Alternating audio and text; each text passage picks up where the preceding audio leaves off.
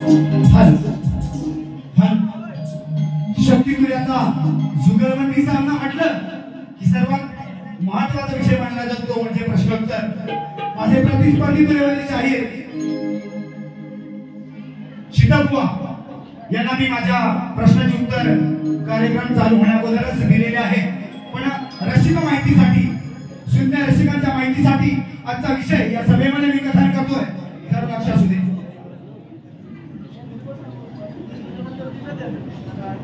Sorry प्रश्नपत्र दिलेले आहे तरी रसिक प्रेक्षकांच्या माहितीसाठी या आजचा विषय या सभेमध्ये मी कथन करतोय।